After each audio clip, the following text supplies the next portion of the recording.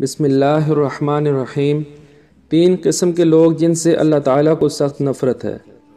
حضرت عبداللہ بن عباس رضی اللہ عنہ فرماتے ہیں کہ رسول اکرم صلی اللہ علیہ وسلم نے فرمایا، اللہ تعالیٰ کو تین قسم کے لوگوں سے سخت نفرت ہے۔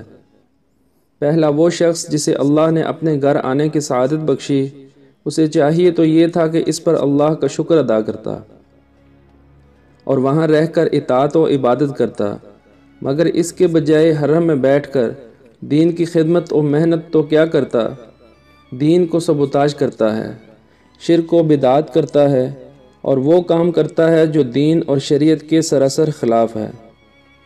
مثلاً آج کل کچھ لوگ حرمین میں بیٹھ کر حضرت امام اعظم ابو حنیفہ رحمہ اللہ کو برا کہہ رہے ہیں، صوفیہ کرام پر کیچڑ اچھال رہے ہیں، اکابر اولیاء اللہ کو مشرک اور بے دین قرار دے رہے ہیں۔ ایسے تمام لوگوں سے اللہ تعالیٰ کو سخت نفرت ہے۔ دوسرا وہ شخص جسے اللہ نے ایمان و اسلام کی دولت سے نوازا، اسے چاہیے تو یہ تھا کہ اسلامی احکام کو اپناتا اور اتباع شریعت کرتا، لیکن یہ اس کے بجائے زمانہ جاہلیت کے طور طریقوں اور غیر اسلامی رسم و رواج کو اپناتا ہے۔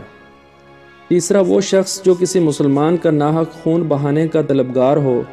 حدیث پاک میں اس جملہ میں ان لوگوں کو سخت قسم کی تنبیہ کی گئی ہے جو کسی مسلمان کو ناحق قتل کرتے ہیں، اس لیے کہ اس حدیث میں کسی مسلمان کی خون ریزی کی محض طلب اور خواہش رکھنے والے کے بارے میں بتلایا گیا ہے کہ اللہ کو ان سے سخت نفرت ہے، حالانکہ اس نے قتل کیا نہیں۔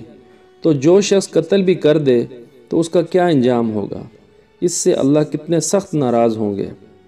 دعا ہے کہ اللہ تعالیٰ نے جن تین لوگوں سے سخت نفرت کا اظہار کیا ہے، ہمیں ان تین کاموں سے بچنے کی توفیق عطا فرمائے۔ آمین ثم آمین۔